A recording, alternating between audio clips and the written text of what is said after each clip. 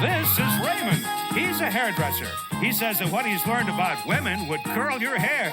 We showed him videotapes of these 3 single women, and he picked one as his date. Which one did he choose? Which will our audience choose? And this is Milan. He prefers women who are honest, generous, and voluptuous. Which of these women did he choose? Which will our audience choose? Today on Love Connection, you'll find out who they picked, who the audience picks, and everything that happened on their dates. Now, here's the host of Love Connection, Chuck Woolery. Thank you, Roddy. Oh, thanks, everybody. Thank you. Welcome to the show today. Let's get started by meeting our first guest. He likes photography and motorcycles. His ideal date dresses in T-shirts and jeans, and he says that the most important man in a woman's life is her hairdresser. Please welcome Raymond Holt. Hey,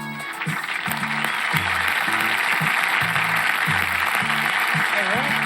I'm fine. Come sit down. When did you realize that you wanted to be a hairdresser, Raymond? Well, I never really wanted to go into hairdressing, but my parents had a beauty shop, and they suggested it for me because of the idea of the typical male hairdresser. What's that? Very feminine, very... Go on. You know. Okay. No. You didn't want that image. Exactly. It was the image that bothered me more than anything. What changed your mind?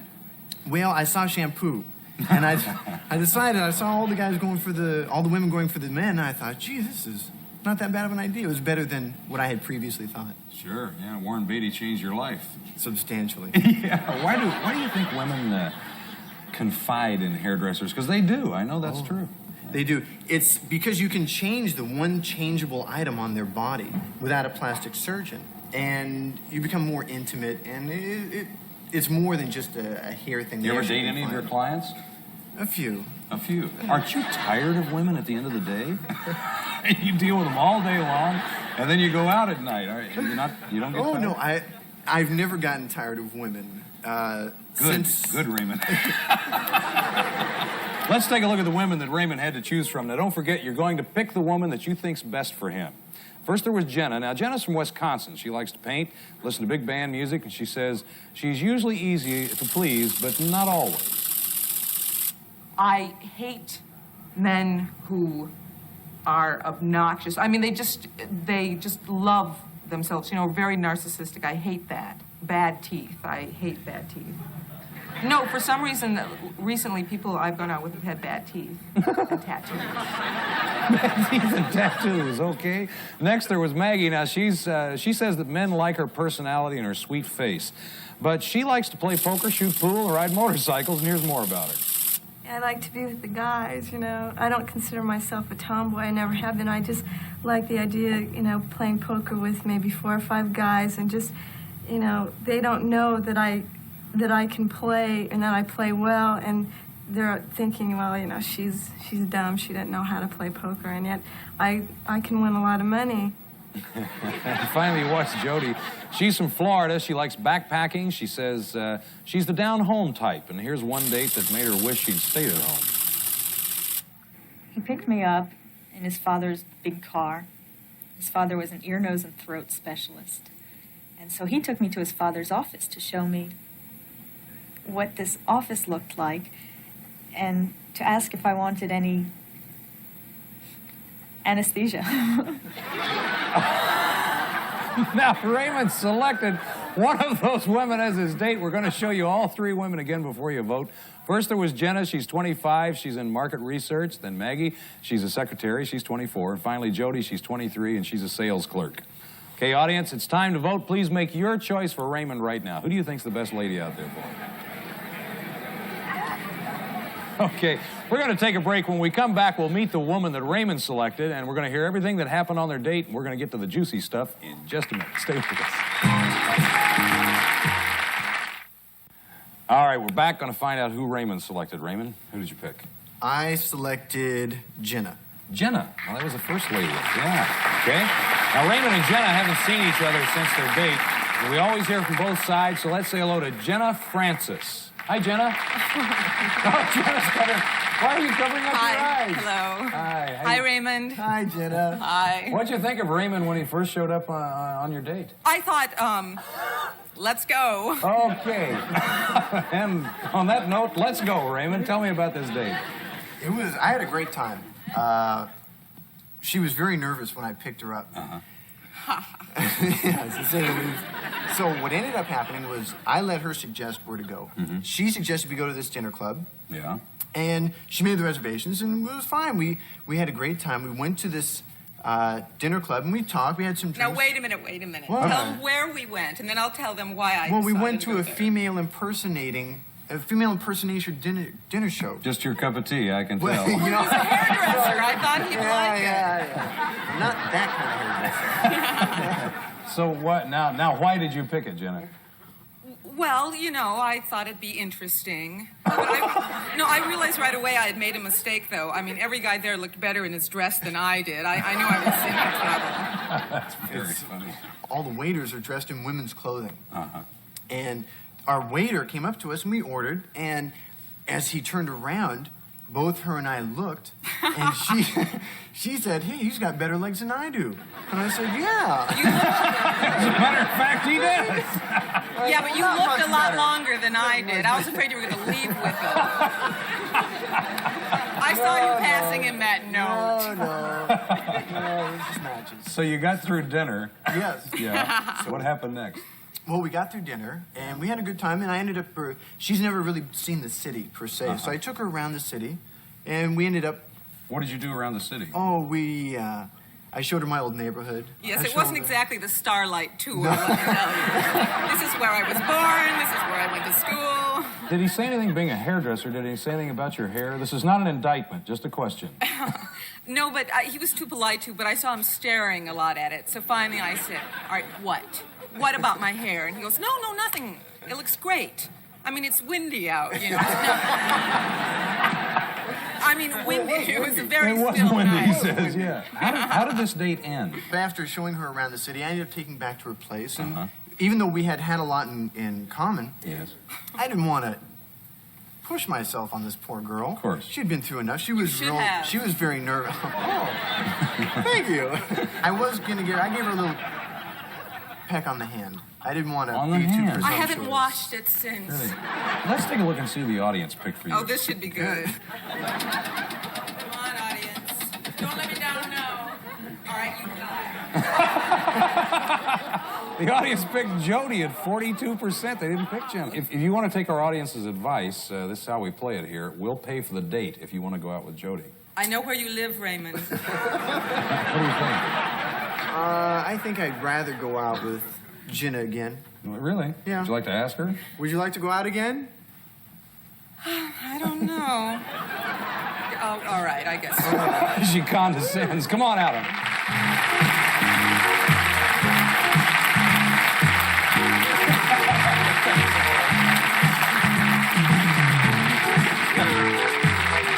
Come on over and sit down. Yeah. Nervous. This is your second date. Don't be nervous now. Any plans for a... I hate to say this because it sounds like it's a leading question, but do you have any plans for Jenna's hair? I mean, would you get into that? Are you... Oh, without a doubt. Yeah. What do you think she should do? Yes, please tell me a little free advice. Not on the air, because I save that for my trusted clients. Oh, good. Oh, I see. Listen, thank you both for coming on the show. You're Okay, delightful, great. really. We have a nice gift for you, and It good better luck. be nice. It's going to be nice. Free trip someplace. We'll be right back with another couple in just a minute. Del Segundo, someplace for you. This is gonna come in handy tonight at my in-laws. Liquid sprays? That's a rookie move. Try these. Pocket-sized, leak-proof, and ready for action anywhere. One drop and your spa becomes a jasmine-scented fortress. Restaurants, your in-laws' powder room. There's nowhere we can't go when we go incognito. So what are you waiting for? Get your juice drops today. Make every mission a clean getaway. Launch a torpedo. Go incognito. To be the first woman to run a mile under 4 minutes. It's something I dream of. I was just a young girl coming from the village without shoes. I came to know that sky is the limit. I dare to try.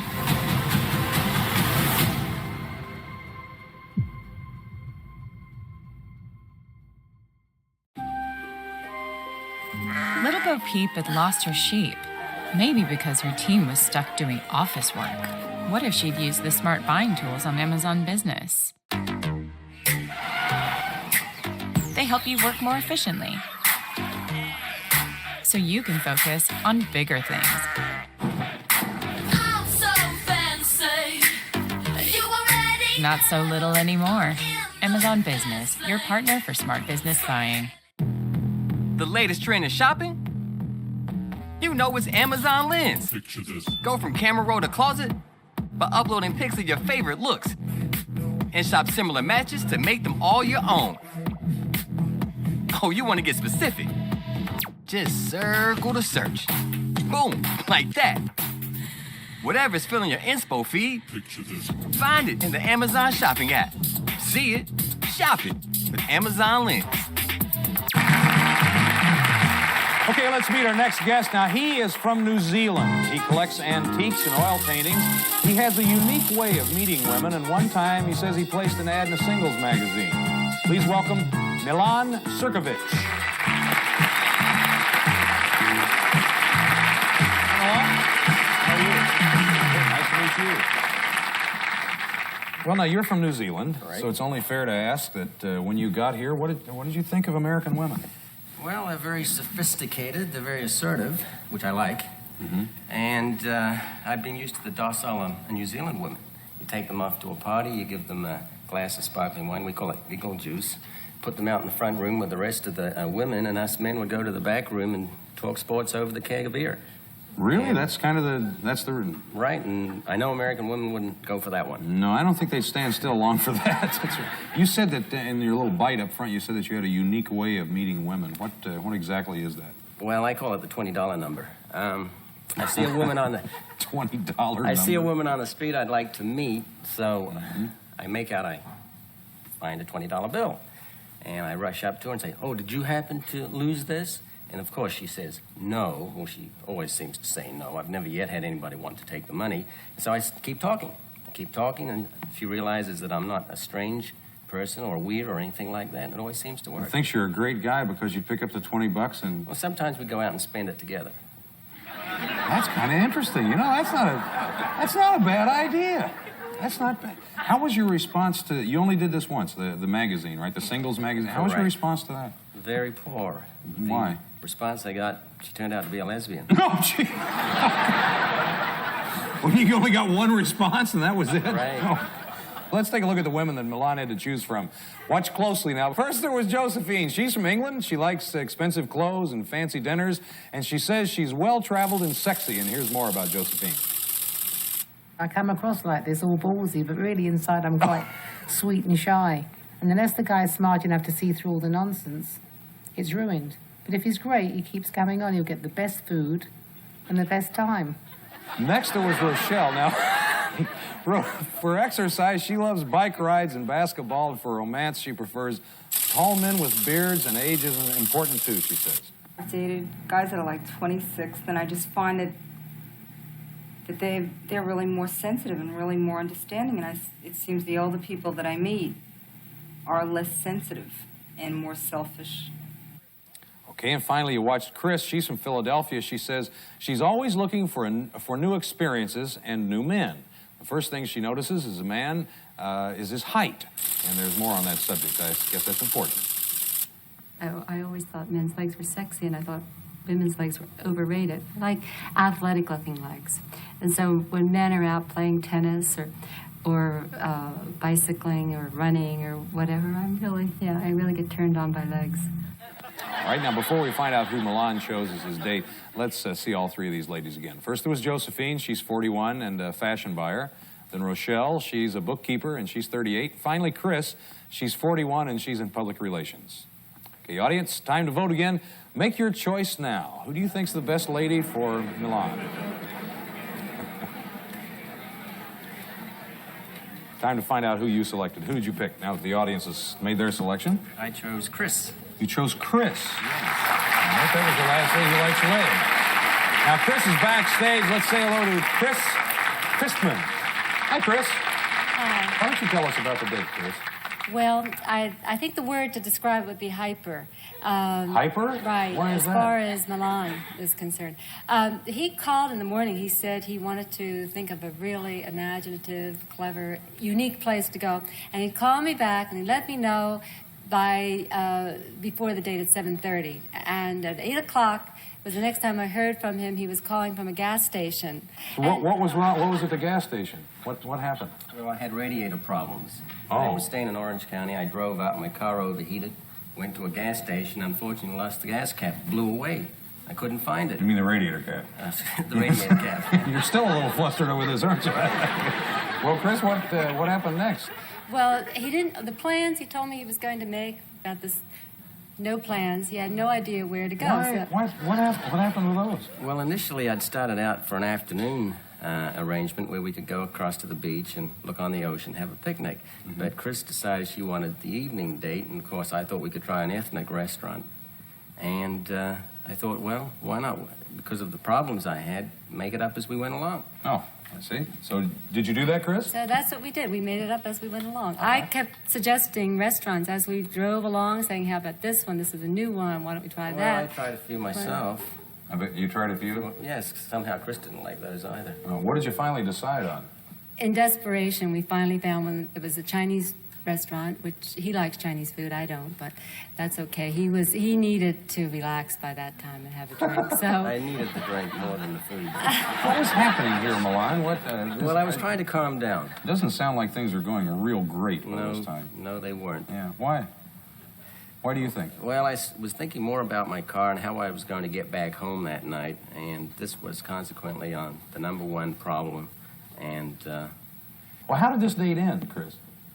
well, we drove home to my place, and he needed some water for his radiator, and he had a little can in his car, so he asked if he could come up and fill the can for his car, and he did, and I think we were both very relieved that it was over. Gee, doesn't sound hopeful. The case of the radiator cap. Let's see who the audience picked for you and find out what happens. Well, you'll be happy to know that the audience picked Chris, too. 39%. Well, you know, with all the disasters that you two faced and everything, maybe you'd like to try this again. The audience obviously thinks you should have picked Chris, and the way we do it here, we'll be happy to pay for it if you would like to ask Chris out again. Somehow, it was a great experience, but I don't think so. No? I don't think so. Okay, well, that's fair enough. Chris, things didn't work out, I guess. Any parting advice for Milan or anything to say? No, maybe he could get a new car. Okay.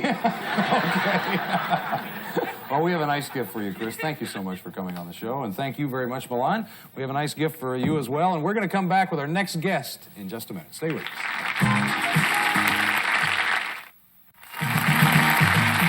All right, let's meet our next guest. She's looking for a man who likes to listen but doesn't have a beard.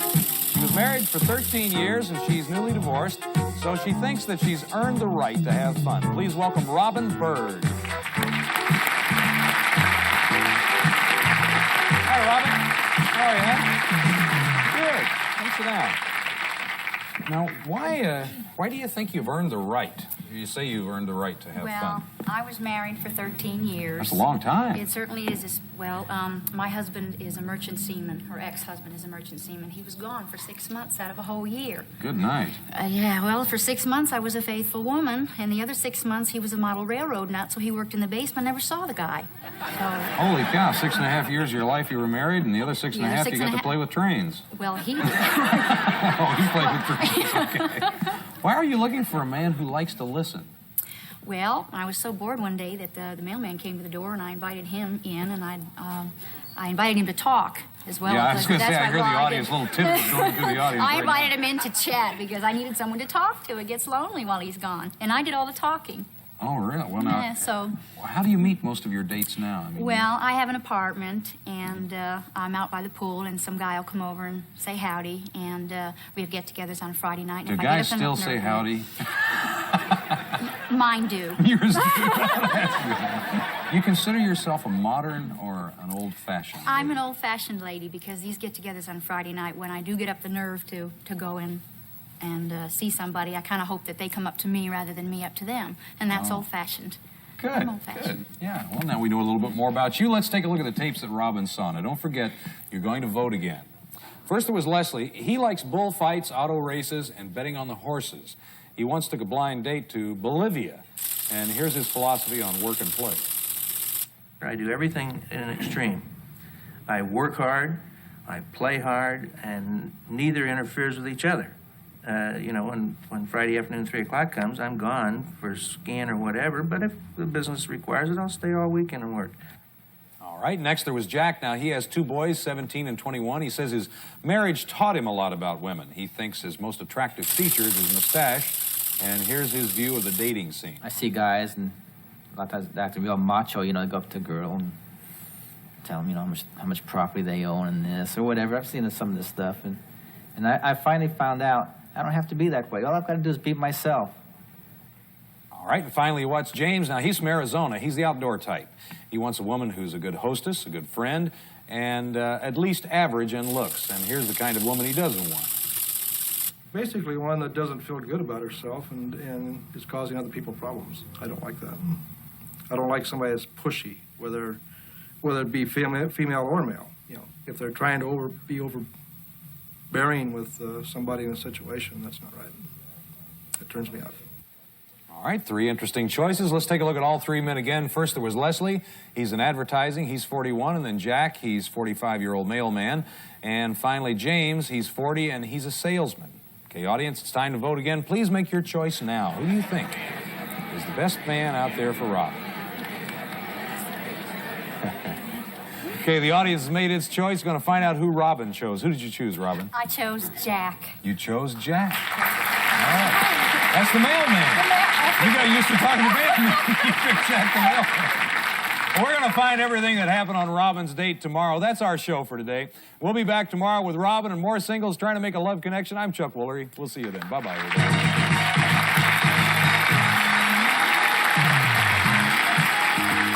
Some guest on Love Connection will receive one of the following: Noodle Romi Parmigiano, a bit of Old Italy, now in 7 flavors, including chicken and light lasagna from the Rice-A-Roni flavor family. Or Windsong Perfume, the soft, romantic fragrance that will always remind him of you. He can't seem to forget you. Your Windsong stays on his mind, from Prince Machiavelli. Or, for people who care about their teeth and gums, Shane, the performance toothpaste. Or a versatile, full-valued R106 10-channel public service scanner radio. Scan for the action with Regency.